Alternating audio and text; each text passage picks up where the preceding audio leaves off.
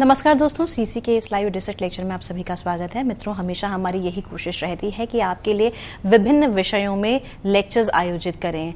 योग पर हमने आप सभी के लिए कई लेक्चर्स आयोजित किए हैं और इन सभी लेक्चर्स को आप सभी के लिए यूट्यूब पर अपलोड भी कर दिया गया है।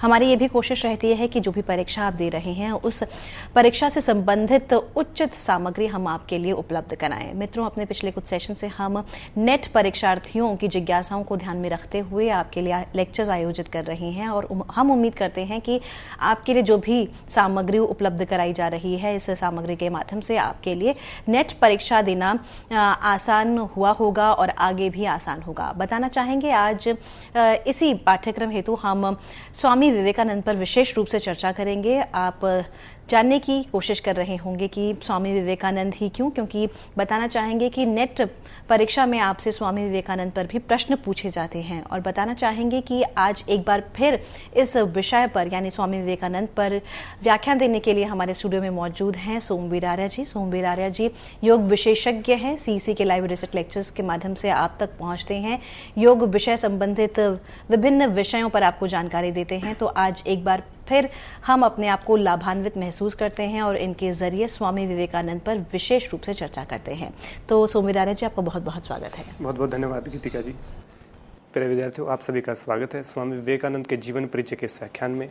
आज हम पढ़ेंगे स्वामी विवेकानंद जी का क्या जीवन परिचय रहा, कहाँ उनका जन्म हुआ, किस प्रकार की शिक्षा उन्होंने प्राप्त की, किस प्रकार का फैमिली बैकग्राउंड उनका रहा, किस प्रकार से उन्होंने एक मोनास्टिक लाइफ को स्पेंड किया, किस प्रकार से उन्होंने ट्रैवलिंग किया पूरे इंडिया में, उनका जो भारत का जो भ्रमण था वो किस प्रकार किया, किस प्रकार से उन्होंने विदेशों की यात्रा की, किस प्रकार से विदेशों में प्रसिद्ध हुए, एक भारतीय सन्यासी की किस प्रकार से उन्होंने एक विशिष्ट छाप पूरे विश्व में छोड़ी, आदि इन विषयों पर हम चर्चा आपके सामने करेंगे। ये नेट पाठ्यक्रम के अंतर्गत स्वामी विवेकानंद जी को रखा गया है।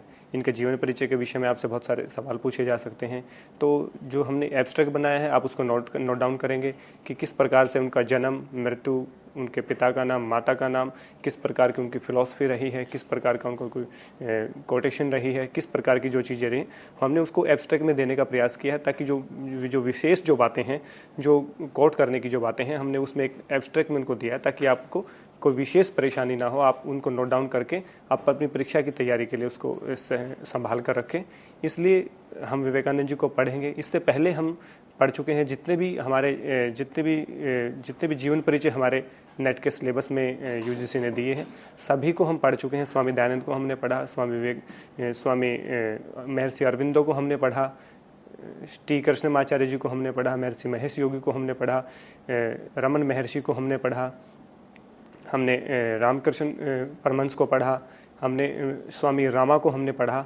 जो आज अंतिम जो व्याख्यान है वो स्वामी विवेकानंद जी के ऊपर है, तो स्वामी विवेकानंद जी को पढ़ेंगे। स्वामी विवेकानंद जी का जब भी हमारे नाम हमारे जुबान पर आता है, जब भी हम स्वामी विवेकानंद जी का नाम सुनते हैं तो हमारे जेहन में, हमारे एक मस्तिष्क में एक विशेष प्रकार की छवि, एक विशेष प्रकार का जो व्यक्तित्व है वो एक हमारे को दिखाई देता है कि बहुत लंबे तगड़े एक सुडौल जो सन्यासी हैं, वो बहुत ही सुंदर जो उनका व्यक्तित्व है, बहुत उनके मस्तिष्क पे ललाट है और ओज और तेज से भरपूर जो व्यक्तित्व है और जो दूर से ही आपको दिखाई देने वाला है लाखों व्यक्तियों में, जिसको आप देख सकते हैं।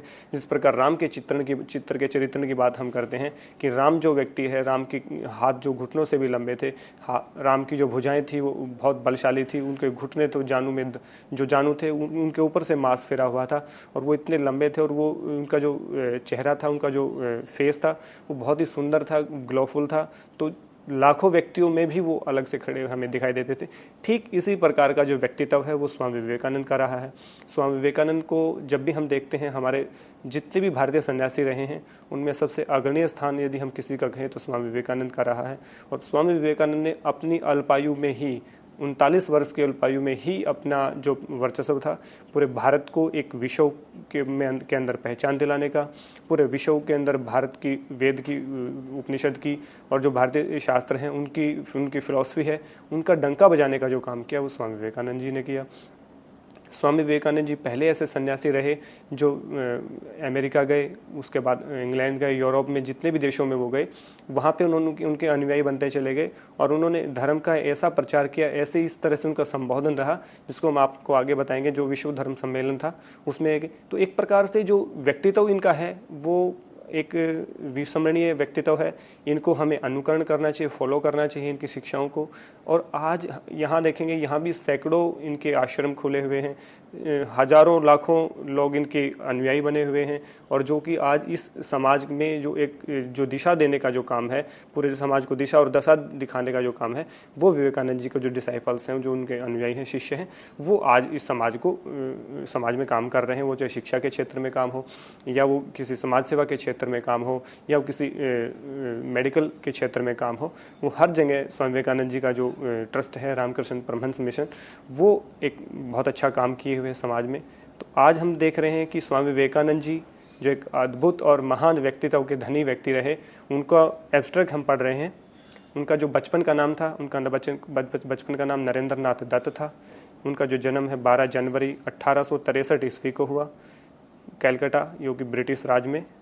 उनके फादर का नाम विश्वनाथ दत्त रहा, इनकी माताजी का नाम भुवनेश्वरी देवी, और हिंदू धर्म में ये पैदा हुए। जो इनका जन्म है वो 12 जनवरी 1863। हमारी भारतीय सरकार ने अभी जो 12 जनवरी है उसको नेशनल यूथ डे के नाम से उसको एक डे के रूप में सेलिब्रेट करने का काम कर रहे हैं। स्वामी विवेकानंद जी के जन्मोत्सव के उपलक्ष्य में युवा, यानी कि जो यूथ है, यूथ डे के ऊपर उसको किया कि जो काम युवाओं के लिए स्वामी विवेकानंद जी ने किया, और युवा समय में ही उन्होंने जो अग्रणीय काम हमारे देश के लिए किया, इसलिए हमारे आज के युवा जो हैं उनसे प्रशिक्षण लें, उनकी जो शिक्षाएं हैं उनका अनुसरण करें, उनके दिखाए मार्ग पर चलें और अपने आप को इस तरह का युवा बनाएं जो एक आदर्श प्रस्तुत कर सकता है पूरे समाज और विश्व के सामने। इसलिए इसको नेशनल यूथ डे के नाम से 12 जनवरी को आज जाना जाता है। इसके बाद हम देखेंगे ये रामकृष्ण जो मिशन है उसके फाउंडर रहे हैं। इन्होंने अपने गुरु के नाम पे जो मिशन बनाया, इनके गुरु थे रामकृष्ण परमहंस, उनके ऊपर इन्होंने अपना मिशन बनाया, यानी कि ट्रस्ट बना रखा है, उस पर ही ये काम कर रहे हैं। इनको जो फिलॉसफी है मॉडर्न वेदांता और राजयोग इनकी फिलॉसफी रही। इनके गुरु का नाम मैंने आपको बताया कि रामकृष्ण परमहंस। इनको जो डिसाइपल्स हैं, इनके शिष्यों में अशोकानंदा, विरजानंदा, परमानंद, अभ्यानंद, सिस्टर निवेदिता और स्वामी सदानंद, ये प्रमुख रूप से इनके डिसाइपल्स यानी कि शिष्य रहे हैं, जो कि प्रमुख रूप से इनका काम देखा। इसके बाद आज इनके भी आज हजारों डिसाइपल हो चुके हैं।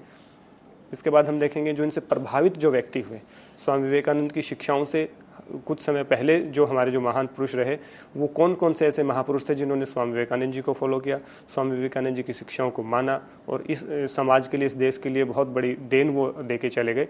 उनमें सबसे पहला नाम आता है नेताजी सुभाष चंद्र बोस का। नेताजी सुभाष चंद्र बोस स्वामी विवेकानंद जी की शिक्षाओं से प्रभावित थे, उनको अपना आदर्श मानते थे और उनके दिखाए मार्ग पर चलने की कोशिश करते थे। तो इसलिए सबसे पहला जो नाम है नेताजी सुभाष चंद्र बोस का। उसके बाद अरविंदो घोष का नाम आता है। महात्मा गांधी जी इनसे बहुत प्रभावित थे। रविंद्रनाथ टैगोर इनसे बहुत प्रभावित थे। राजगोपालाचारी इनसे बहुत प्रभावित थे। बाल गंगाधर तिलक, जमशेद जी टाटा, जगदीश चंद्र बोस, एनी बेसेंट आदि कुछ नाम हैं जो इनसे प्रभावित रहे और इनको फॉलो किया, और इनका भी बहुत बड़ा समाज में नाम है। लेकिन इन्होंने भी जो शिक्षा है, इन्होंने भी जो अनुकरण किया वो स्वामी विवेकानंद जी का किया। तो आज हमारे समाज में आज हमें आवश्यकता है स्वामी विवेकानंद जी को फॉलो करने की, स्वामी विवेकानंद जी की शिक्षाओं का अनुसरण करने की आज नितांत आवश्यकता हमारे जीवन में है। इसके बाद हम जानेंगे इन्होंने जो लिटरेरी वर्क किया, जो इन्होंने पुस्तकें लिखी, जो इन्होंने किस किस टॉपिक पे पुस्तकें लिखी, किस तरह का इनका लिटरेरी वर्क रहा। तो इन्होंने राजयोग पे बहुत अच्छा काम किया, कर्म योग, भक्ति योग, जनाना योग पे बहुत अच्छा काम किया। My master, lecture from Colombo to Almora, इन चीज़ों के ऊपर इन्होंने अपना काम किया, लिखा, जो इन्होंने खुद इनका लिखा हुआ ये काम है। इनके बाद जो इनकी मृत्यु है वो 4 जुलाई 1902 ईस्वी में, जब ये 39 वर्ष की उम्र में थे, बेलूर मठ में, जो कि बंगाल प्रेसिडेंसी में है, उसमें इनकी मृत्यु हुई। यानी कि इनकी जो महासमाधि है ये अंतर्लीन हुए, प्रभु की शरण में जो गए। ये 39 साल की अल्पायु में ही इनका देहांत हुआ और ये एक मोक्ष को प्राप्त हुए। तो आज इनकी शिक्षाओं को हम किस प्रकार से माने, किस प्रकार से, सबसे प्रमुख जो इनकी कोटेशन थी, सबसे प्रमुख जो इनकी बात थी, आप देखेंगे जगह जगह पे, आज फेसबुक पे, ट्विटर पे, या फिर आप समाचार पत्र में आप देखेंगे, या कहीं भी प्रमुख जो धार्मिक संस्थाएं हैं या किसी भी बहुत बड़े आश्रम में आप चले जाएं, उसमें बहुत सारी कोटेशन लिखी होती हैं बहुत बड़े महापुरुषों की, कि उसने वो कहा, सुभाष चंद्र बोस जी ने ये कहा। तो उनमें आपको एक मुख्य जो कोटेशन है वो हमेशा दिखाई देती है, और वो स्वामी विवेकानंद जी की कोटेशन है। उसको मैं आपको बताना चाहता हूँ। उन्होंने कहा कि उठो, जागो और जब तक ना रुको, जब तक कि आप अपने लक्ष्य को प्राप्त ना कर लो। ये कितनी बड़ी सीख की बात उन्होंने कही है, कितनी बड़ी पॉजिटिव बात उन्होंने कही है, किस प्रकार से एक प्रेरणादायक बात ये है, किस प्रकार से आपको प्रभावित करती है। जिस प्रकार हम डिमोरलाइज हो जाते हैं किसी बात को लेकर के, किसी लक्ष्य को लेकर के हम धूमिल हो जाते हैं। जब हमारा लक्ष्य हमारे से धूमिल हो जाता है, हम लक्ष्य की तरफ कम ध्यान होता है, तो हमें बहुत सारी कठिनाइयाँ प्रतीत होती हैं। हम सोचते हैं कि ये लक्ष्य हमें प्राप्त नहीं होगा और हम हार मानकर बैठ जाते हैं। उस निराशा में, उस हार मानने की जो अवस्था है, उसमें हमें स्वामी विवेकानंद जी की ये कोटेशन हमेशा याद रखनी चाहिए। और कोई भी व्यक्ति, महिला, पुरुष, युवा, वृद्ध, बच्चा, कोई भी इस कोटेशन को याद रख सकता है। इस कोटेशन से कोई भी व्यक्ति प्रभावित हो सकता है, कोई भी व्यक्ति अपने लक्ष्य यानी अपने गोल को प्राप्त कर सकता है। उठो, जागो और जब तक ना रुको, जब तक कि आप अपने लक्ष्य को प्राप्त ना कर लो। अर्थात इस प्रकार से बर्निंग डिजायर जिस प्रकार से होती है, जिस व्यक्ति के भीतर बर्निंग डिजायर होती है, यानी कि ज्वलनशील होता है व्यक्ति पूरी तरह से, उसकी जो अंदर जो लक्ष्य है, उसको इच्छा है, उसको तीव्र इच्छा जिस व्यक्ति के भीतर होती है, वही सफलता प्राप्त करता है। जिस प्रकार से कहते हैं ना, तीव्र संवेदनात्मक, जैसे योग सूत्र में भी कहा गया है कि जिस व्यक्ति में तीव्र इच्छा होगी, यानी कि मोक्ष प्राप्त करने की या फिर योग साधना में प्रशस्त होने की, योग मार्ग में अग्रसर होने की, जिन व्यक्तियों में तीव्र इच्छा होती है, वही व्यक्ति सफलता प्राप्त करते हैं। एक उन व्यक्तियों को भी सफलता प्राप्त होती है जो तीव्र इच्छा रखते हैं। इसलिए जो बर्निंग डिजायर्स हैं, वो व्यक्ति इस बात में, इस कोटेशन में स्पष्ट स्वामी विवेकानंद जी ने कहा। और आज इस कोटेशन के ऊपर बहुत सारे लोग काम कर रहे हैं, बहुत सारे लोग इनसे प्रेरणा पा रहे हैं। तो निराशा को हटा करके, जो निराशा का जो काला जो अंधेरा है, उसको हटा करके आपको एक नया सवेरा दिखाने का काम ये कोटेशन करती है। तो आप हमेशा इस कोटेशन को याद रखें, अपने डायरी में नोट करें। इस प्रकार की कोटेशन आपको हमेशा पॉजिटिव एनर्जी प्रदान करती हैं और अपने लक्ष्य के लिए निरंतर प्रेरित करने का काम करती हैं। इसके बाद हम देखेंगे इनकी जो लाइफ है उसके बारे में देखेंगे।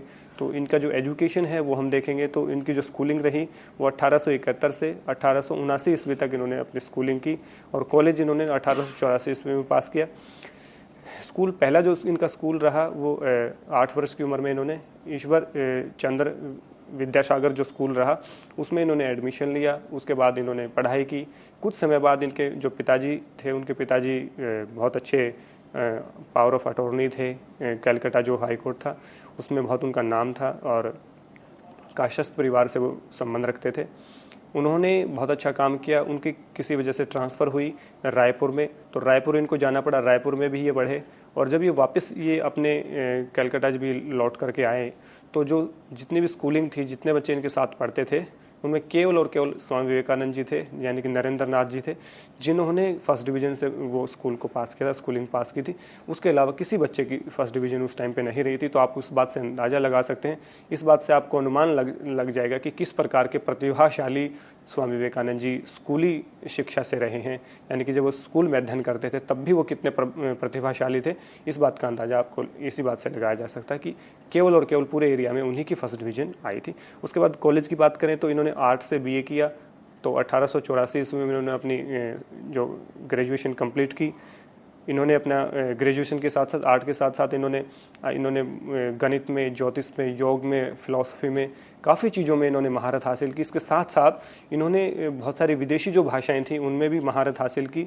जो स्थानीय इनकी जो भाषा थी बंगाली, उसमें भी इन्होंने महारत हासिल की। हिंदी भाषा इनकी बहुत अच्छी थी। उसके बाद इंग्लिश बहुत अच्छे से जानते थे। इसके अलावा भी बहुत सारी भाषाओं पर इन्होंने समान अधिकार प्राप्त करके जितने भी लोग थे उनको प्रभावित किया। जो अपने गुरुजन जो है उनको प्रभावित किया कि इतनी छोटी सी उम्र में, इस कॉलेज टाइम में इन्होंने इतनी सारी भाषाओं पर अपना अधिकार प्राप्त किया है, ज्योतिष पे अपना अधिकार प्राप्त किया है, गणित पे अपना अधिकार प्राप्त किया है। उसके बाद हम देखेंगे फिलॉसफी पे अपना अधिकार प्राप्त किया है, योग पे अपना अधिकार प्राप्त किया है। बहुत सारे सब्जेक्ट्स को लेकर ये चलते थे, बहुत सारी शिक्षाओं को इन्होंने पढ़ा और इन्होंने बौद्ध धर्म को भी पढ़ा तिब्बत में जा करके। तो हर चीज़ को इन्होंने अच्छे से गहनता से अध्ययन किया और बहुत ही थोड़े समय में इनको बहुत ज़्यादा अच्छे से समझ आता था। तो बहुत अच्छी इनकी जो पावर थी, मेमोरी थी, बहुत ही अच्छी इनकी रही। इनके फादर की डेथ हुई 1884 ईस्वी में।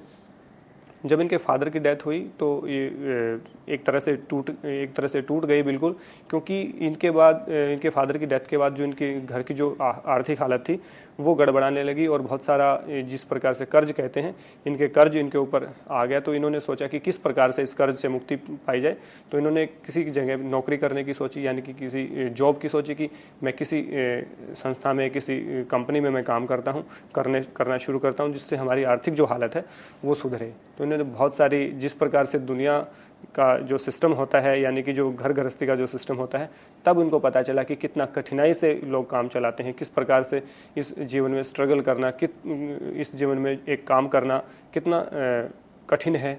और बहुत सारी जगह पे इन्होंने साक्षात्कार दिया, बहुत सारी जगह इन्होंने प्रयास किया, परंतु कहीं भी सफलता इनको नहीं मिली किसी प्रकार की जॉब के लिए। तो बहुत ही एक तरह से निराशा में डूब गए और इन्होंने देखा कि चारों तरफ भ्रष्टाचार का बोलबाला है, केवल तेरा मेरा की बात लोग करते हैं, केवल अपने व्यक्ति की बात करते हैं, अपने जाति की बात करते हैं, पंथ की बात करते हैं, केवल अपने समाज के लोगों को आगे बढ़ाने की बात करते हैं।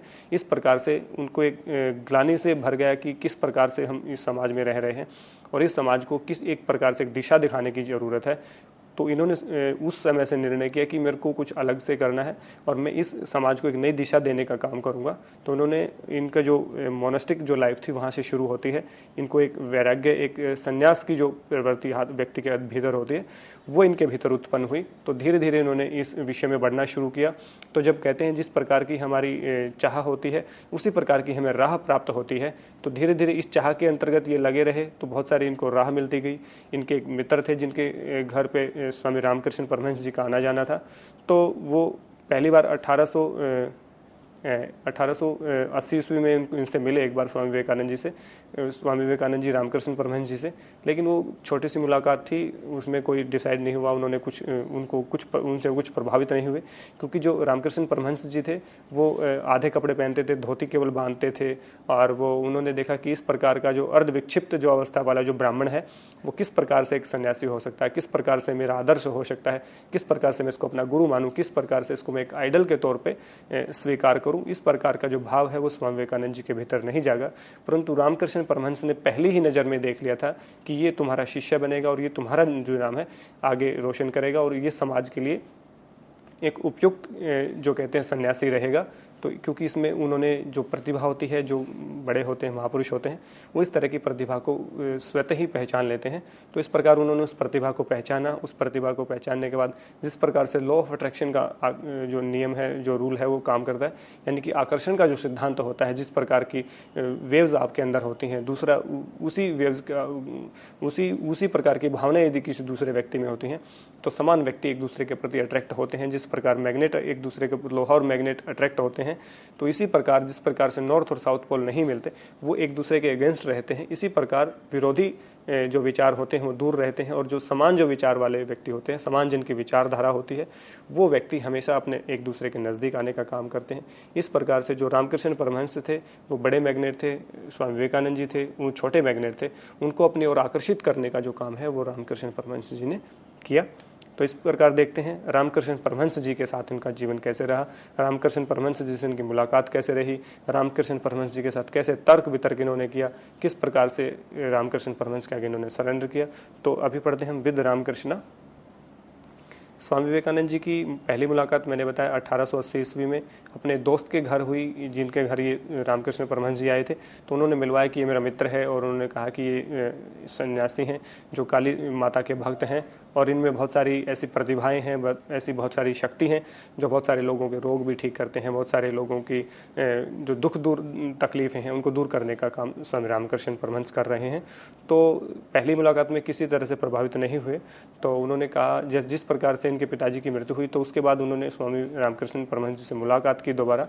तो उनसे मिलने के बाद जब उन्होंने देखा कि बहुत सारी चीज़ें उन्होंने सीखी, उन्होंने बहुत सारे उनको प्रणाम करके जिस प्रकार से उनका अनुकरण करना शुरू किया, उनके पास जाना शुरू किया।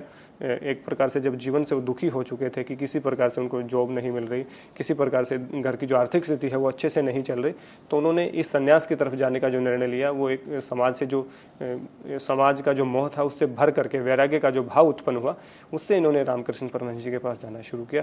तो रामकृष्ण परमहंस जी को देख करके पहले प्रभावित नहीं होते थे, सोचते थे किस प्रकार से अर्धनग्न जो ब्राह्मण है किस प्रकार से काम करता है, किस प्रकार से ये लोगों को ऐसे अंधविश्वास के प्रति धकेलने का काम करता है, कि और धकेलने का काम करता है। तो क्योंकि स्वामी विवेकानंद जी उस टाइम के ग्रेजुएट रहे और फर्स्ट डिवीजन के स्टूडेंट रहे, बहुत सारी भाषाओं पर अधिकार था, गणित ज्योतिष शास्त्र भी इन्होंने पढ़ा, फिलॉसफी भी इन्होंने पढ़ी, तो बहुत सारा देखते थे कि किस प्रकार से ये एक तर्क के ऊपर आधारित इनका जीवन रहा।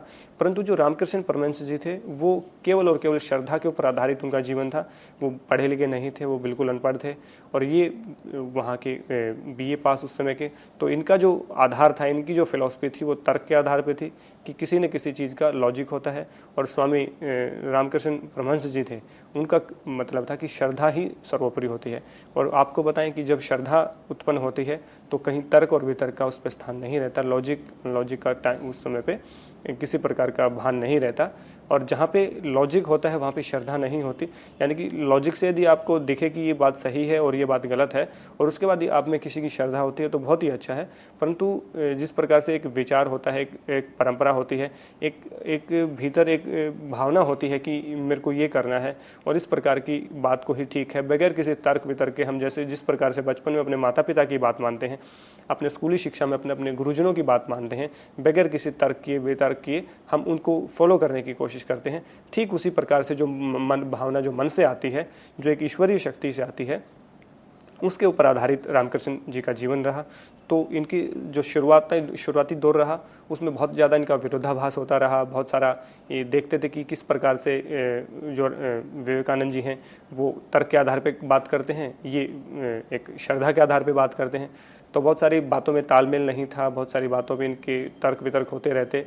तो रामकृष्ण परमहंस जी कहते थे कि हे भगवती, अपनी काली माता देवी को कहते थे, हे भगवती कभी इस विवेकानंद को भी आप, इस नरेंद्र नाथ को भी आप एक तरह से अपने दर्शन दो, अपनी जो कृपा है, कृपा का जो प्रसाद है आप थोड़ा सा इसको दो, ताकि जो इसका जो दिमाग का जो बुखार है, जो इसका जो तर्क शक्ति का जो विचार है, उसका जो बुखार है वो इसका शांत हो। तो इस प्रकार से आप इस पर भी कृपा करें, बहुत सारा कहते रहते थे। तो विवेकानंद जी चूँकि मानते नहीं थे लेकिन श्रद्धा रामकृष्ण जी में हुई, तो रामकृष्ण जी से उन्होंने पूछा कि स्वामी जी कभी आपको ईश्वर के दर्शन हुए हैं? तो उन्होंने कहा बिल्कुल, मैंने साक्षात ईश्वर के दर्शन किए हैं।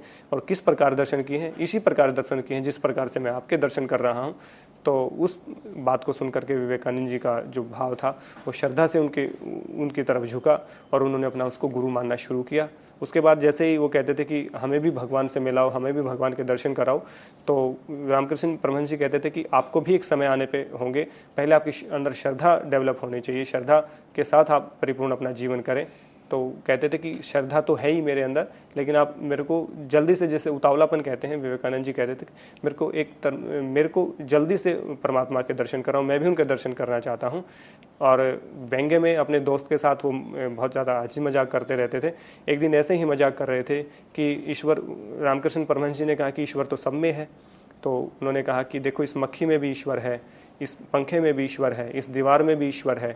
तो ऐसे अलग अलग तरह के मुंह बना करके स्वामी विवेकानंद जी उनकी खिल्ली उड़ा रहे थे कि सब में ईश्वर है, इस मक्खी में ईश्वर है, मच्छर में ईश्वर है, सब में ईश्वर है, इस कुर्सी में ईश्वर है। तो इस प्रकार से जब वो कर रहे थे तो अंदर से रामकृष्ण परमहंस जी आए, जो कि काली के जो अनन्य भक्त थे। उन्होंने देखा कि विवेकानंद जी उनके मजाक उड़ा रहे हैं, तो उन्होंने एकदम से उसको छुआ। और जैसे ही विवेकानंद जी को उन्होंने छुआ तो जो प्रतिभा, जो एक श्रद्धा, जो एक ईश्वरीय दर्शन की अनुभूति जो रामकृष्ण परमहंस जी को हुई थी, वही विवेकानंद जी को हुई। और वो 3 दिन तक लगातार शिव शिव शिव ही रटते रहे और वो जहाँ भी देखें, जिधर भी देखें, उनकी जो दृष्टि थी वो ईश्वरमयी हो गई, यानी कि सब जगह उनको ईश्वर, यानी कि सब जगह उनको भगवान ही भगवान दिखाई देने लगे।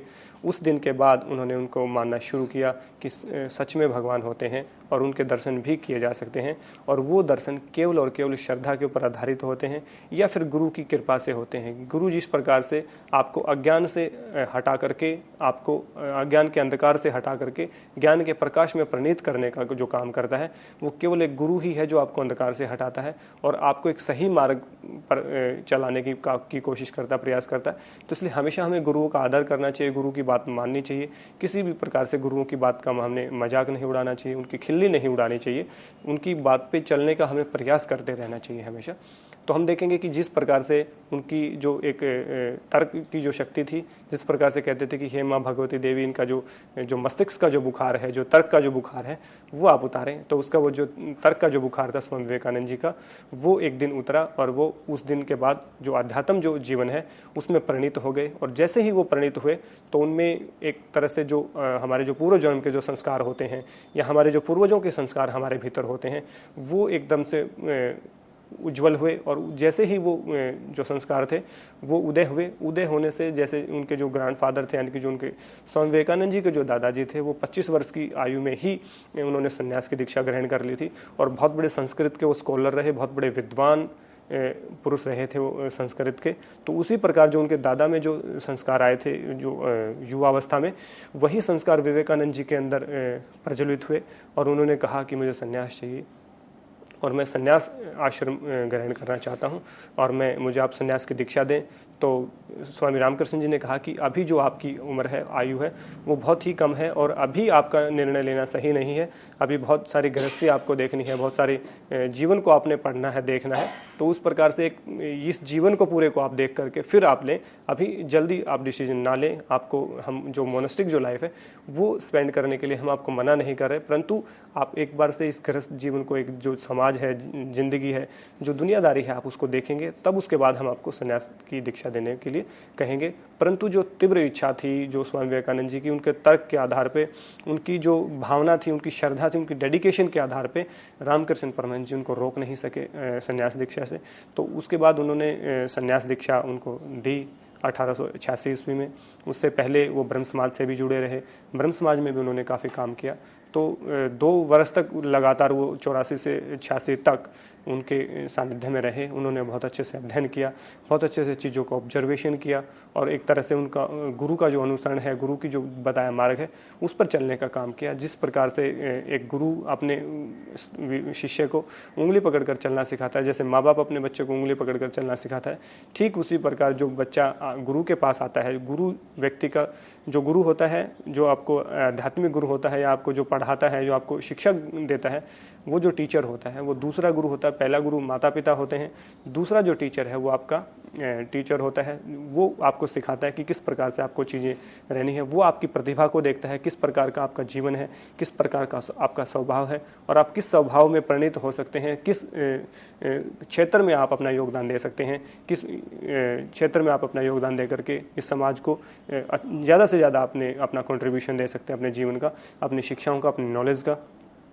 तो रामकृष्ण परमहंस जी ने उनको पहचाना और स्वामी विवेकानंद जी को एक इतना बड़ा जो संत है उनको तैयार किया। भारत का जो मुकुट कहते हैं या शीर्ष जो हम कहें सन्यासी, उनको इन्होंने प्रणीत किया इस मार्ग में और इनको शिक्षित दीक्षित करके हमारे देश को ही नहीं परंतु पूरे विश्व को एक ऐसा सन्यासी प्रदान किया जिस सन्यासी ने पूरे विश्व में एक धर्म के नाम पे एक जो आडंबर जो फैला हुआ था उसका विरोध करके अपनी शिक्षाओं को, अपने वेद को, उपनिषदों को और अपने फिलॉसफी को पूरे सबके सामने अच्छे से प्रचारित किया। इस प्रकार से इस व्याख्यान में हमने जाना कि एब्स्ट्रैक्ट को हमने जाना, उसके बाद हमने उसकी एजुकेशन को जाना, उसके बाद रामकृष्ण परमहंस जी से उनका जो परिचय है उसके विषय में हमने जाना। इस व्याख्यान में इतना ही। आगामी व्याख्यान में हम इसकी और भी जो ब्रह्म समाजवाद आदि जो चीज़ें हैं उनको हम पढ़ेंगे। तब तक के लिए आप सबका धन्यवाद।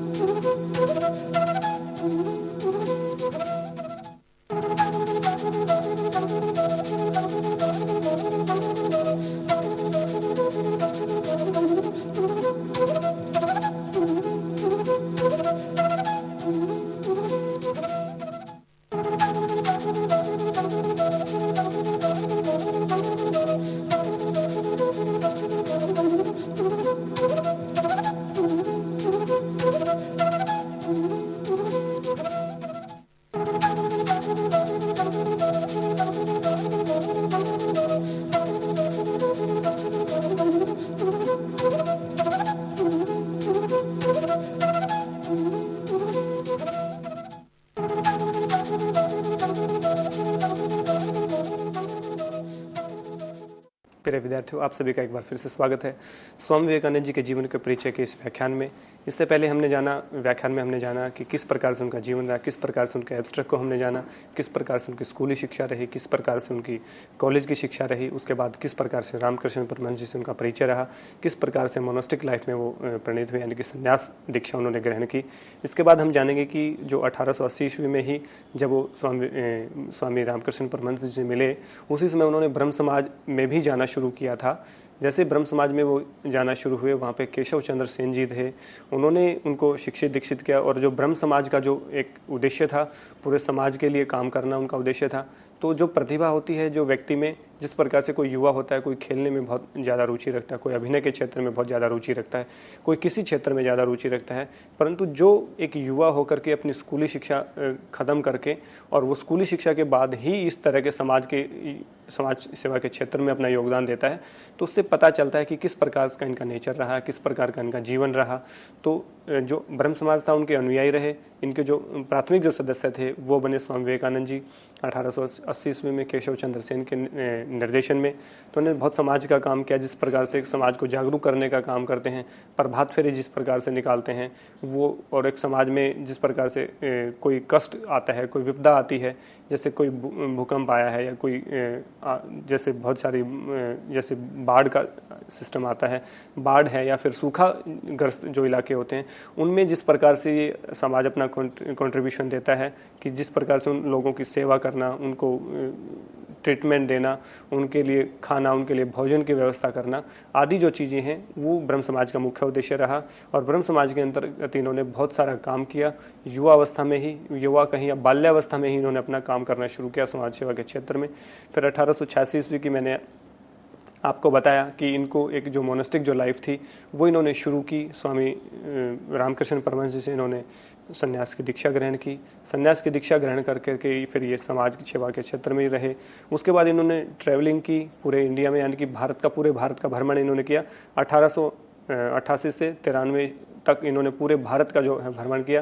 पूरे भारत के भ्रमण में इन्होंने जैसे ही संन्यास दीक्षा की, इन्होंने उसको इनकी इच्छा हुई कि जो पूरा जो भारत है कम से कम उसको उसमें घूमा जाए, किस प्रकार के पंथ चले हुए हैं, किस प्रकार की शिक्षाएं चली हुई हैं, किस प्रकार लोग अपना जीवन यापन करते हैं, किस प्रकार की परंपराएं चली हुई हैं, किस प्रकार की रूढ़िवादिता है, किस प्रकार का अंधविश्वास लोगों में है, किस प्रकार की जो एक तरह से सांस्कृतिक गतिविधियां लोगों की हैं, और किस प्रकार से अनेकता है, किस प्रकार से एकता है, किस प्रकार से लोग काम कर रहे हैं, वो सब कुछ जानने के लिए इन्होंने अपनी यात्रा शुरू की। तो ये जब कलकत्ता से चले तो पूरे भारत में लगभग इन्होंने भ्रमण किया।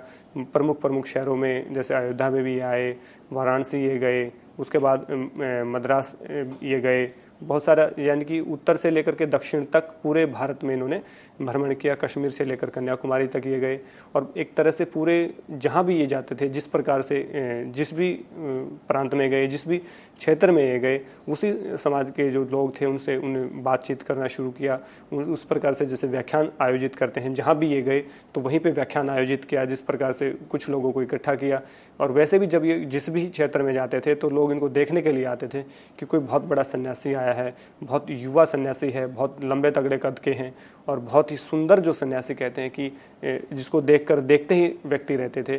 तो वो इस प्रकार के जो एक चित्र के जो व्यक्ति आए, इस प्रकार का जो इनका चित्रण रहा, जिस प्रकार से मैंने राम के साथ इनकी तुलना की कि राम के जो चित्र चरित्रण हम करते हैं, उसी प्रकार का जो इनका एक स्टाइल रहा, उसी प्रकार का उनका जो फिजिकल स्ट्रक्चर रहा, उस बात से लोग बहुत प्रभावित होते थे, और उस प्रभाव के कारण ही उनसे मिलने आते थे, उनसे आशीर्वाद लेते थे। तो सब लोग जानना चाहते थे कि ये किस प्रकार के सन्यासी हैं, कहाँ से ये आए हैं, किस प्रकार का इनका उद्देश्य है, क्या नाम है, तो किस प्रकार की शिक्षाएं ये देते हैं।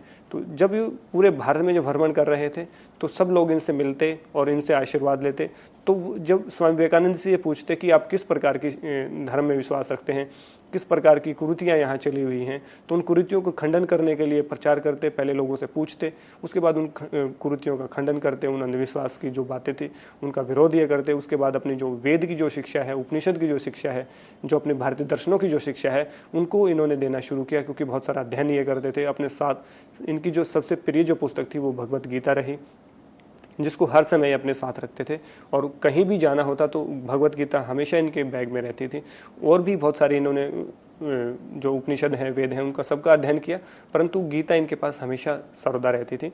तो जब ये पूरे भारत भ्रमण पे थे तो 2 से 3 साथी इनके साथ, जो सन्यासी साथी थे, वो भी इनके साथ रहते थे। तो जहाँ भी जाना होता था वहीं पे कुछ खाना इनका अरेंज होता था। जिस प्रकार से गाँव में गए, जिस क्षेत्र में गए, तो वहाँ के जो सामान्य जो लोग होते थे उन्हीं के साथ बैठ करके खाना खाते थे, उन्हीं की शिक्षाओं को ग्रहण करते थे, उनको शिक्षाएं देने का काम करते थे। तो एक प्रकार से सीखने और सिखाने का जो कार्यक्रम रहा वो इनकी भारत भ्रमण के दौरान रहा।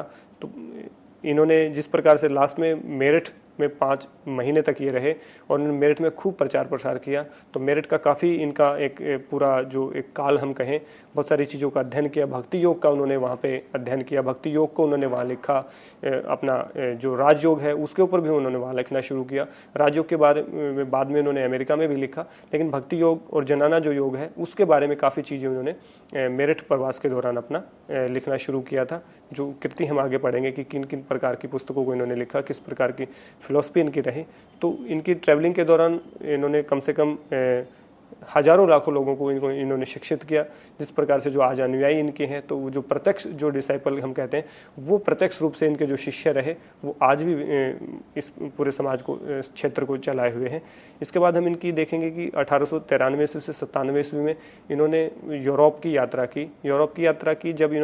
जब ये पूरे भारत का भ्रमण कर रहे थे तो किसी ने बताया इनको कि एक इस प्रकार से अमेरिका का एक शहर है शिकागो, और शिकागो में एक प्रकार के सम्मेलन की बात कही कि पूरे विश्व का जो धर्म सम्मेलन है, सभी धर्मों के लोग वहाँ आ रहे हैं और एक सम्मेलन हो रहा है, पहली एक धर्म सभा हो रही है और उस धर्म सभा में आपको जाना चाहिए। तो उन्होंने, इनकी तीव्र इच्छा हुई कि मैं भी उस धर्म सभा में जा करके पूरे भारत का प्रतिनिधित्व करूं और बताऊं कि भारत की जो फिलॉसफी है किस प्रकार की है, भारत के दर्शन किस प्रकार के हैं, भारत के वेद किस प्रकार के हैं, उपनिषद की शिक्षा किस प्रकार की है। तो इन्होंने किसी से पूछा तो ये बॉम्बे गए। बॉम्बे से इन्होंने समुद्री रास्ते से ये चाइना होते हुए, जापान होते हुए फिर ये शिकागो पहुँचे। और शिकागो में इन्होंने जो धर्म सम्मेलन था उसमें आपने सभी को पता है कि जिस प्रकार से उनका जो वक्तव्य रहा, और उस वक्तव्य से पहले की जो कठिनाई है वो हम आपके सामने चर्चा करेंगे कि किस प्रकार का इनका कठिनाई रही। जो parliament of the world religion in Chicago, जो 30 जुलाई को वहाँ पे पहुँचे उस धर्म सम्मेलन में, उस धर्म सम्मेलन में पहुँचते ही जिस प्रकार से धर्म सम्मेलन में पहुंचे, तो किसी प्रकार के संस्था का या किसी प्रकार के जो पदाधिकारी के रूप में नहीं थे, एक सीधे तौर पे गए थे। तो किसी प्रकार का प्रतिनिधित्व न होने की वजह से, किसी धर्म या मठ की ओर से प्रतिनिधित्व न करने के लिए इनको महासभा में, जो महासभा थी उसमें इनको प्रवेश की अनुमति नहीं दी गई। तो बड़े दुखी हुए कि किस प्रकार से मैं इतनी यात्रा करके आया हूँ और उसके बाद भी मेरे को यहाँ पे जो है निमंत्रण नहीं, इसके अंदर मेरे को स्वीकार नहीं किया गया कि आप किसी रिकॉग्नाइज संस्था से नहीं हैं, यानी कि किसी प्रमाणित संस्था से आप नहीं आए हैं। तो उन्होंने बहुत दुखी हुआ। तो उनकी बोस्टन में एक जो वृद्ध महिला थी उनसे मुलाकात हुई, और उनसे मुलाकात हुई तो उन्होंने एक यूनानी जो विश्वविद्यालय था उसमें प्रोफेसर J.S. राइट, उनसे उनको मिलवाया। और उन जो J.S. राइट जी थे उनसे इन्होंने बातचीत की। तो जो J.S. राइट जी थे, जो प्रोफेसर थे, वो बहुत प्रभावित हुए इनसे, और उन्होंने देखा कि कितना अच्छा युवा सन्यासी है, और बहुत इनकी जो तार्किक जो शक्ति थी, उनके जो फिलॉसफी थी, उनसे काफ़ी प्रभावित हुए। तो उन्होंने अपने जो दोस्त थे डॉक्टर बरोज, जो अध्यक्ष थे इस धर्म महासभा के, धर्म सम्मेलन के, तो उसने कहा कि एक भारत से एक ऐसा युवा सन्यासी, एक ऐसा विद्वान आया है कि हमारे देश के जितने भी विद्वान हैं, हमारे यूरोप के जितने विद्वान हैं, उन सबको मिला करके यदि एक कर दिया जाए तो भी ये सन्यासी उनसे ज़्यादा है, उनसे अधिक है। तो आप एक बार इनसे मिल लीजिए और इनको आप धर्म महासभा है, धर्म जो सम्मेलन है, विश्व धर्म सम्मेलन है, उसमें आप इनको एंट्री करवाएं, उनको आप इनका उद्बोधन करवाएं। तो जब डॉक्टर बरोज जो अध्यक्ष थे उन्होंने इनके निमंत्रण को स्वीकार किया, अपने दोस्त के जो डॉक्टर J.S. राइट थे। तो उसके बाद ये जब महासभा में गए तो एक तरह से आपने पता, जब अध्यक्ष की अनुमति मिलती है तो भारत की ओर से एक प्रधान वक्ता के रूप में इनको बोलने का सुअवसर प्रदान हुआ। और वो अवसर प्रदान हुआ तो भारत की जो आज विशिष्ट जो छाप पूरे वर्ल्ड में हम देखने को मिलती है, हमें विश्व में देखने को मिलती है, वो स्वामी विवेकानंद जी के उस उद्बोधन के विषय में मिलती है जो शिकागो में इन्होंने दिया। और वो जो संबोधन था वो आप सभी को पता है। और उस संबोधन में जिस प्रकार से सभी जो व्यक्ति बोल रहे थे, तो सब पहले बोल रहे थे लेडीज एंड जेंटलमैन, और केवल स्वामी विवेकानंद जी ऐसे व्यक्ति थे जिन्होंने गए और कहा, अमेरिका के भाइयों और बहनों।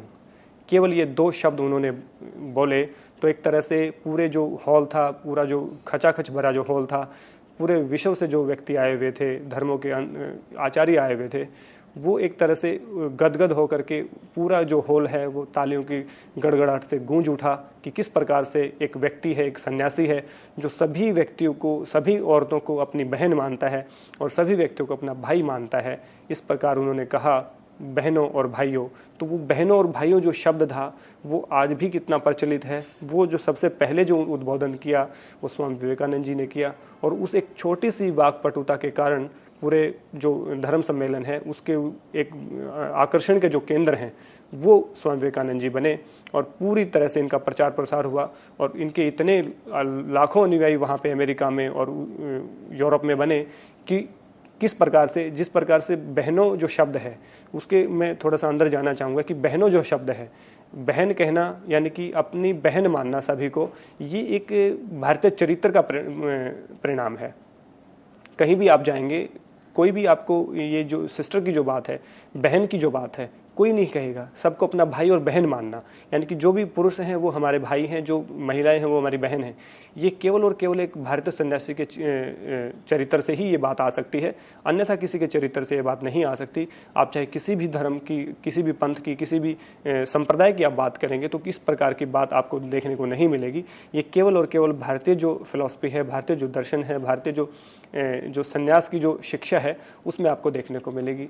और इन्हीं बातों से, जिस प्रकार से पूरा हॉल था, पूरा साइलेंट होकर के इनके भाषण को सुना, इनके वक्तव्य को सुना, और इन्होंने बताया कि किस प्रकार से वेद की शिक्षाएं सर्वमान्य होनी चाहिए, किस प्रकार से उपनिषद की शिक्षाएं मान्य होनी चाहिए, किस प्रकार से गीता का एक एक श्लोक आपके लिए विस्मरणीय है, किस प्रकार से गीता को आपको फॉलो करना चाहिए, किस प्रकार गीता आपको मनोरोग से दूर करती है, किस प्रकार गीता आपको आपके शारीरिक रोगों को दूर करती है, किस प्रकार से गीता आपको अध्यात्म में प्रवृत्त करती है, किस प्रकार से गीता आपको एक तरह से अपने जो स्वभाव का जो जीवन है वो जीने के लिए प्रेरित करती है, अपने 100 कर्म की बात गीता करती है। तो गीता की उन्होंने शिक्षाओं की बात की, उपनिषदों वेदों की उन्होंने शिक्षाओं की बात की। तो एक तरह से पूरा आकर्षण का केंद्र रहे। करीब 2.5 वर्ष तक ये अमेरिका में ही रहे, उनके प्रचार प्रसार करते रहे। इन्होंने वहाँ पे राजयोग की शिक्षा देना शुरू किया, और राजयोग की शिक्षा के दौरान लाखों अनुयायी इनके अमेरिका में बने, और इनको वहाँ कहा कि आप केवल यहीं रहें, आप कहीं नहीं जाएंगे, और हम लोगों को प्रशिक्षण आप देते रहे। वहाँ पे वेदांत स्कूल की नींव भी इन्होंने रखी कि इस वेदांत स्कूल में हम काम करते रहेंगे, और वहाँ पे पढ़ाना शुरू स्वामी विवेकानंद जी ने किया। इसी बीच जो वहाँ का न्यूयॉर्क का जो सबसे बहुत फेमस जो न्यूज़पेपर रहा, आज भी वो न्यूज़पेपर चलता है, न्यूयॉर्क हेराल्ड के नाम से, उन्होंने लिखा कि जो इस पूरी जो विश्व धर्म सम्मेलन है, इसमें जो सबसे सर्वश्रेष्ठ जो वक्ता रहे, सर्वश्रेष्ठ जो व्यक्ति रहे, जो पूरे आकर्षण का केंद्र रहे, वो केवल और केवल स्वामी विवेकानंद जी रहे। उनके न्यूज़पेपर ने इस बात को प्रमाणित करके लिखा। तो आप देखेंगे कि उस समय पे न्यूयॉर्क हेराल्ड ने जो बात लिखी वो कितनी बड़ी, कितनी गर्व की बात हमारे समाज के लिए, हमारे देश के लिए है। तो आज उस व्यक्ति की शिक्षाओं को मानने की कितनी नितांत आवश्यकता हमारे जीवन में है। उस युवा सन्यासी की किस प्रकार से उसका अनुसरण करने की आवश्यकता हमारे जीवन में है, आप स्वयं ही इस बात का अनुमान लगा सकते हैं। तो जिस प्रकार से वो विश्व धर्म सम्मेलन समाप्त हुआ, उसके बाद बहुत सारे नए यूनियन उनको वहीं रखा। उनके बाद न्यूयॉर्क, शिकागो और बहुत सारे जो उनके जो बॉस्टन, काफ़ी जो शहर थे उनमें इन्होंने काम करना शुरू किया। बहुत सारे अनुयायी इनके बने। भारतीय जो व्यक्ति गए हुए थे पहले वहाँ पे, तो उन्होंने भी इनसे मिलना शुरू किया। तो वहाँ पे एक सभा बनाई इन्होंने वेदांत के नाम से, तो उन्होंने भी बहुत सारा काम किया। उसके बाद ये यूके भी गए, यानी कि इन्होंने लंदन भी ये गए। उसके बाद बहुत सारी प्रचार वहाँ पे किया, वहाँ पे भी इन्होंने 6-7 महीने वो रहे। उसके बाद वापस ये अमेरिका आए, और वापस अमेरिका के कुछ समय के बाद ये वापस भारत आए। तो भारत आकर के इन्होंने देखा कि फिर से प्रचार प्रसार करना शुरू किया, फिर से उन्होंने अध्ययन करना शुरू किया। उसके बाद फिर से जैसे जिस प्रकार से यहाँ आए तो उन्होंने देखा कि किस प्रकार से भारत जो देश है वो किस प्रकार से अंधविश्वास में जकड़ा हुआ है।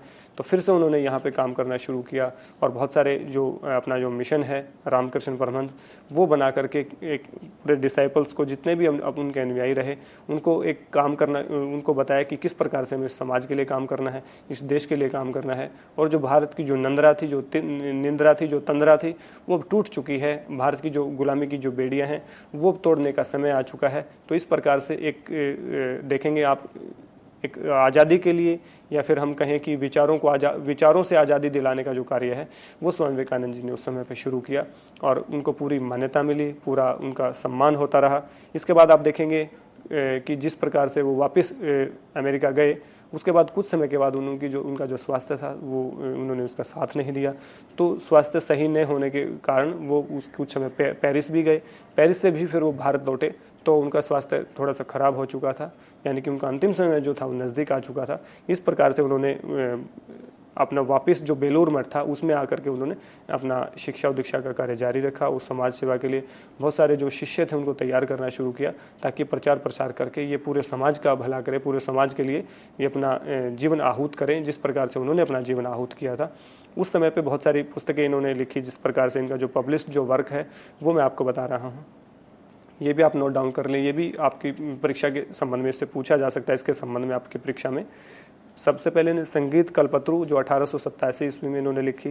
कर्मयोग को इन्होंने 1896 ईस्वी में लिखा। 1896 ईस्वी में इन्होंने कर्मयोग के विषय में काफ़ी चीज़ें, जैसे कर्मयोग इनका मुख्य जो फिलोसफी आप कहेंगे तो कर्मयोग और राजयोग इनकी, और जो वेदांत है, वेदांत फिलोसफी, ये इनकी फिलोसफी रही। मुख्य रूप से आप पूछेंगे कि किस प्रकार के योग की इन्होंने बात की, तो कर्म और राजयोग की इन्होंने मुख्य रूप से बात की। कर्मयोग की जो इन्होंने बात की 1896 में उन्होंने पुस्तक को लिखा। राजयोग की भी जो पुस्तक है वो भी 1896 ईस्वी में इन्होंने एक साथ ही लिखी। उसके बाद जो वेदांत फिलोसफी के ऊपर बात थी वो भी 1896 ईस्वी में इन्होंने लिखी। इसके बाद lecture from Colombo to Almora, यानी कि 1897 में जितने भी लेक्चर उन्होंने कोलंबो में, शिकागो में जो बाहर दिए, और उसके बाद अल्मोड़ा में जो इन्होंने लेक्चर दिए, ये व्याख्यान जो इनको आयोजित थे, वो 1897 में उनको भी एक लिपिबद्ध करने का काम स्वामी विवेकानंद जी ने किया। उसके बाद माई मास्टर 1901 में इन्होंने लिखी। उसके बाद जनाना योग 1902 में इन्होंने लिखी। कुछ काम इनका जो लिटरेरी जो वर्क था वो इनकी डेथ के बाद, यानी कि इनकी मृत्यु के बाद जो पब्लिश हुआ, लेकिन लिखा हुआ इन्हीं का था, तो इसको वो पब्लिश नहीं करवा पाए, यानी कि उसको वो एक पब्लिश्ड वर्क नहीं हो पाया वो, परंतु इन्हीं का जो लिखा हुआ था वो भी कुछ मैं आपको बताता हूँ उन्होंने किस प्रकार की। और जैसे मैंने भक्ति योग के विषय में बताया था कि इन्होंने मेरठ में रह के भी भक्ति योग पे काफ़ी कुछ इन्होंने लिखा, तो वो जो उनका जो अधूरा जो कार्य था वो पब्लिश हुआ इनकी मृत्यु के बाद। Address on Bhakti Yoga the east and the west 1909 ईस्वी में इन्होंने लिखा।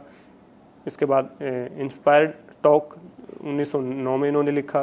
नारद भक्ति सूत्र की इन्होंने व्याख्या की बहुत अच्छे से। जो नारद भक्ति सूत्र आप देख रहे हैं, नारद भक्ति सूत्र का आप देखेंगे नेट के सिलेबस के अंदर नारद भक्ति सूत्र को भी इन्होंने इंक्लूड किया है यूजीसी ने, कि आप नारद भक्ति सूत्र के विषय में भी जानें। तो नारद भक्ति सूत्र 84 उसमें सूत्र हैं टोटल मिला करके, और नारद मुनि का वो लिखा हुआ है। तो उसका जो बहुत अच्छा जो अनुवाद, बहुत तार्किक और बहुत ही सरल भाषा में जो अनुवाद है उसका स्वामी विवेकानंद जी ने किया। तो आप नारद भक्ति सूत्र को यदि पढ़ना चाहते हैं तो बहुत पतली सी इसकी बुक आती है, तो नारद भक्ति सूत्र बाय स्वामी विवेकानंद जी को आप पढ़ेंगे तो आपको जितना भी आपका जो कंसेप्ट है वो क्लियर हो जाएगा। तो बहुत एक इसमें से भी क्वेश्चन आने की बहुत संभावना रहती है। तो नारद भक्ति सूत्र को आप स्वामी विवेकानंद जी ने जो लिखा उसको आप पढ़ेंगे तो आपको काफ़ी हेल्प मिलेगी, और बहुत सारी जो 84 जो श्लोक हैं उनका जो सार है उसमें दिया हुआ है, और जो प्रमुख जो चीज़ें हैं उनको किस प्रकार से आपने एक्सप्लेन करना है, किस प्रकार से भक्ति का स्वरूप उसमें नारद भक्ति सूत्र में दिया है, वो किस प्रकार के प्रेम की बात उसमें कही गई है, सारी चीज़ों को उन्होंने अच्छे से खोल करके लिखा है। इसके बाद देखेंगे जो उनका जो पब्लिश वर्क था वही Parabhakti on supreme devotion, practical Vedanta, speech and writing of Swami ji, यानी कि उन्होंने जितने स्पीच दी और जिन्होंने जितना व्याख्यान उन्होंने लिखे या जिस प्रकार से उन्होंने जो रिसर्च किया उनको सबको इन्होंने पब्लिश किया। और आज देखेंगे कि आप जो रामकृष्ण परमहंस जो मिशन है, रामकृष्ण मिशन है, वो लाखों के करीब पुस्तकों का वितरण करता है प्रत्येक वर्ष, और जितने भी जो युवा होते हैं या महिलाएं होती हैं, जितने भी असहाय व्यक्ति होते हैं, जहाँ पे असमर्थ व्यक्ति होते हैं, वहाँ पे वो अपने साहित्य का जो फ्री डिस्ट्रीब्यूशन करते हैं। और वैसे भी जो इनका आप साहित्य देखेंगे बहुत ही सस्ता होता है, बिल्कुल इनका जो नो प्रॉफिट नो लॉस पे काम करते हैं। तो इनका जो साहित्य है वो भी आप खरीदेंगे तो आपको काफ़ी लाभ मिलेगा, आपको आर्थिक हानि भी नहीं उठानी पड़ेगी, बहुत सारे कम पैसों में इनको बहुत सारा साहित्य आपको प्राप्त हो जाएगा। इस प्रकार से यदि आप असमर्थ हैं तो इनका साहित्य वैसे भी आप प्राप्त कर सकते हैं, इनके किसी आश्रम किसी पर इनके मठ से आप संपर्क कर करके। इसके बाद इनकी जो मृत्यु है यानी कि जो इनकी महासमाधि है उसकी बात हम करते हैं तो 4 जुलाई 1902 ईस्वी को 39 वर्ष की आयु में इन्होंने समाधि को ग्रहण किया, यानी कि महासमाधि में प्रभु की शरण में ये लीन हुए। इस प्रकार से हम देखेंगे कि एक सन्यासी का जीवन, एक साधु का जीवन किस प्रकार से बेलूर मठ में इनके जीवन का अंत हुआ। और देखेंगे कि 39 वर्ष की अल्पायु में, और हमारे जितने भी साधु रहे हैं, सन्यासी रहे हैं, या हमारे जो मार्गदर्शक रहे हैं, या जो हमारे फ्रीडम फाइटर रहे हैं, या हम देखेंगे जो आज़ादी के जो हमारे पुरोधा रहे हैं, वो कितनी छोटी छोटी अल्पायु में ही वो वीर गति को प्राप्त हुए हैं, या जिन्होंने फांसी के फंदे को चूमा है। जिस प्रकार से करतार सिंह सराभा को हम देखें तो केवल 21 वर्ष की उम्र में उन्होंने फांसी के फंदे को चूमा। करतार सिंह सराभा जिनके आदर्श थे, भगत सिंह के आदर्श थे, उन्होंने 23.5 वर्ष की आयु में फांसी के फंदे को चूमा। यानी कि इन्होंने जो अपना जो लाइन जो डिसाइड की, जिस प्रकार से स्वामी विवेकानंद जी हैं, बहुत अच्छे से लाइफ को स्पेंड कर सकते थे, अपना गृहस्थ जीवन को अच्छे से चला सकते थे, और व्यक्तियों की तरह वो भी एक सामान्य जीवन जीने के लिए बिल्कुल स्वतंत्र थे। परंतु इन्होंने सामान्य जीवन ना जी करके सामान्य जीवन की जो बाधाएं हैं, सामान्य जीवन के जो ऑब्स्टिकल हैं, सामान्य जीवन की जो कुरीतियां हैं, उनको एक चैलेंज के तौर पर लेकर के कि ये चीज़ें जो है वो समाज से दूर होनी चाहिए, और उस समाज से दूर करने के लिए उन्होंने एक अलग हट करके काम किया, और अपने जीवन को इस समाज और राष्ट्र के लिए आहूत करने का जो काम किया वो एक बहुत ही विस्मरणीय विषय है, और इनसे हमें प्रभावित होने की ज़रूरत होती है। जिस प्रकार से नेताजी सुभाष चंद्र बोस से लेकर महात्मा गांधी तक हमारे विवेकानंद जी से प्रभावित हुए, इसी प्रकार से उन्होंने भी बहुत अच्छा काम अपना किया। जिस प्रकार से आज हम देखेंगे कि जिस प्रकार से सुभाष चंद्र बोस जी ने आज़ाद हिंद फौज की स्थापना कर करके इस देश को आज़ादी दिलाने में अपना अद्भुत योगदान दिया, वो भी स्वामी विवेकानंद से प्रभावित है। तो आज किसी प्रकार की आज़ादी की जो आवश्यकता है वो केवल विचारों की आज़ादी हमें की आवश्यकता है, और इस देश को जो असमर्थता है, जो असहाय जो हम बने हुए हैं, और जो एक अंधविश्वास का जो दायरा जो बढ़ा हुआ है, उनको दूर करने के लिए हमें आज स्वामी विवेकानंद की शिक्षाओं की ज़रूरत है। और जिस प्रकार से स्वामी विवेकानंद जी की शिक्षाओं को हम अनुसरण करना शुरू करते हैं, ठीक उसी प्रकार हम उनको उसके जो बताई शिक्षा हैं उनको सही से उनका अनुकरण करना शुरू करते हैं, तो समाज को एक नई दिशा और दशा देने का काम हम स्वयं कर सकते हैं। तो देखेंगे कि जो 39 वर्ष की आयु में स्वामी विवेकानंद जी ने किया, वो आज हम उसका यदि 1% 2% भी यदि हम करते हैं तो बहुत बड़ी उपलब्धि हमारे लिए होगी, समाज के लिए होगी। तो इस प्रकार से हम देखते हैं कि एक युवा सन्यासी जो अपने जीवन को आहूत करके अपने राष्ट्र के लिए, इस समाज के लिए आहूत करके इस समाज को एक नई दिशा देने का काम कर रहे थे, उनकी शिक्षाओं को आज किस प्रकार से मानने की जरूरत है, उनके कर्मयोग को किस प्रकार से करने की जरूरत है। वो भी कर्मयोगी रहे। कर्मयोग की ग्रंथ जो गीता है, उनका जो प्रमुख जो ग्रंथ रहा वो गीता रहा। गीता भी कर्मयोग की पुस्तक है, और उनका भी कर्मयोग मुख्य रहा। तो उनका जो कर्मयोग की हम जहाँ पे बात करते हैं, जैसे जनाना योग की हम बात करते हैं, भक्ति योग की हम बात करते हैं, तो भक्ति योग भी उनका गीता से बहुत सारा रिलेटेड रहा, नारद भक्ति सूत्र से बहुत ज़्यादा रिलेटेड रहा, इसलिए उन्होंने नारद भक्ति सूत्र की उन्होंने व्याख्या की। और जो गीता का जो कर्म योग है और स्वामी विवेकानंद जी का जो कर्म योग है, गीता का जो ज्ञान योग है और स्वामी विवेकानंद जी का ज्ञान योग है, ज्ञान योग पे भी उन्होंने बहुत अच्छा काम किया। उनकी पुस्तकें भी आपको ज्ञान योग पे मिल जाएंगी। उसके बाद जो आफ्टर डेथ उनकी जो पब्लिश हुई जो पुस्तकें, उनमें ज्ञान योग भी एक प्रमुख सब्जेक्ट विषय रहा, टॉपिक रहा। तो उनका ज्ञान योग की हम तुलना करते हैं गीता से, कर्म योग की हम तुलना करते हैं गीता से, तो आपको देखेगा बहुत सारी सिमिलरिटी उनकी रही है गीता से। गीता को बहुत अच्छा से मानते थे, इसलिए वो गीता को सदैव अपने साथ रखते थे। तो इस प्रकार से जिन्होंने गीता की शिक्षाओं को माना, जिन्होंने दर्शनों की शिक्षाओं को माना, उपनिषदों की शिक्षाओं को माना, वेद की शिक्षाओं को माना, वेदांत को माना, तो आज उन शिक्षाओं को पुनः इस समाज के लिए मानना जरूरी है। इसी प्रकार से जिस प्रकार से यूजीसी ने इस प्रकार के सिलेबस को नेट में शामिल किया है, तो वो बहुत ही सराहनीय विषय है कि उन्होंने जो पहली यूनिट है उसी में स्वामी विवेकानंद जी को उन्होंने शामिल किया। और पहली यूनिट में आप देखेंगे तो पूरे वेदों का दर्शन उन्होंने कहा है कि पूरे वेदों का जो सार है, इंट्रोडक्शन ऑफ वेदाज, जिसमें हम चारों वेदों का इंट्रोडक्शन है। उपनिषदों का पूरा इंट्रोडक्शन उन्होंने कहा है। उपनिषदों के लिए एक पूरी यूनिट उन्होंने दूसरी यूनिट में उन्होंने पूरा बनाया है। गीता के लिए उन्होंने पूरा यूनिट दूसरी यूनिट में उन्होंने दिया है। तो बहुत ही अच्छा ये सिलेबस है। इससे हम दोनों बातें हमारी सिद्ध होंगी, हमारा जो नेट है वो भी हमारा क्लियर होगा, और नेट के अलावा जितनी भी हमारी जो शिक्षाएं हैं, जितने भी दर्शन हैं, उनका हम अध्ययन करके लोगों को उसका अध्ययन करवा सकते हैं, यानी कि लोगों को भी हम लाभान्वित करने का काम कर सकते हैं। इसके बाद देखेंगे कि दर्शनों का जो षड दर्शन है उनको भी हम फर्स्ट यूनिट में रखा गया है। उनको भी मैंने आपको पढ़ा है कि किस प्रकार से षड दर्शनों का परिचय रहा है, उस दर्शनों का परिचय भी हम इसमें पढ़ सकते हैं। तो एक प्रकार से जो पहली यूनिट है वो लगभग हमारी पूरी हो चुकी है। उसमें केवल और केवल जो हमारा सिलेबस रहता है वो कुंडलिनी योग का रहता है, जिसमें हम आगामी व्याख्यान पे आपके सामने लेक्चर आयोजित करेंगे कुंडलिनी योग पे भी। तो आज हमारा जो लेक्चर रहा वो स्वामी विवेकानंद की शिक्षाओं पर रहा। आज इनकी शिक्षाओं को केवल जानना ही काफ़ी नहीं है, इनकी शिक्षाओं को मानना भी आवश्यक है। इनकी जीवन की शिक्षाओं को हमारे जीवन में लागू करना बहुत इम्पोर्टेंट है। तो इसी आशा और विश्वास के साथ कि आपको व्याख्यान पसंद आया होगा, आगे भी किसी अन्य कुंडलिनी योग या किसी अन्य विषय पे हम व्याख्यान लेकर के या किसी अष्टांग योग पे व्याख्यान लेकर के हम आपके सामने प्रस्तुत होंगे। तब तक के लिए आप सबका धन्यवाद। नमस्ते। और हम धन्यवाद देना चाहते हैं सोमवीर डायरा जी को। इनके माध्यम से आज हमने स्वामी विवेकानंद पर विस्तृत रूप से चर्चा की। और मित्रों, हम उम्मीद करते हैं कि आप आज के इस लेक्चर से ज़रूर लाभान्वित हुए होंगे और आगे भी आप इस लेक्चर को देखेंगे, क्योंकि इस लेक्चर को जल्द आप सभी के लिए यूट्यूब पर अपलोड किया जाएगा। और आपके लिए नेट परीक्षा के अलावा स्वामी विवेकानंद के विशाल व्यक्तित्व को जानने का मौका मिलेगा। सोमवीर जी, जैसे हमने बहुत सारे लेक्चर्स अभी आयोजित किए हैं और नेट परीक्षार्थियों को ध्यान में रखते हुए हम यही कोशिश कर रहे हैं कि जितने भी पढ़ने वाले हैं उनको सामग्री उपलब्ध हो और उनके लिए जो परीक्षाएं हैं वो देना बहुत ज़्यादा आसान हो जाए। तो योग विषय इस पर नेट परीक्षा भी से होनी शुरू हुई है इसी साल से। तो जितने भी हमारे छात्र छात्राएं हैं जो इन लेक्चर्स को देखते हैं और जो नेट परीक्षाओं के लिए कोशिश कर रहे हैं, क्योंकि इस प्रकार उनका जो नेक्स्ट नेट एग्जाम है वो क्लियर हो जाए, आने वाले आगामी कुछ महीनों में नेट परीक्षा फिर से होगी। तो कौन सी ऐसी बातें हैं जो योग विषय से जो संबंधित जो जितने भी छात्र छात्राएं उनको ध्यान में रखनी है?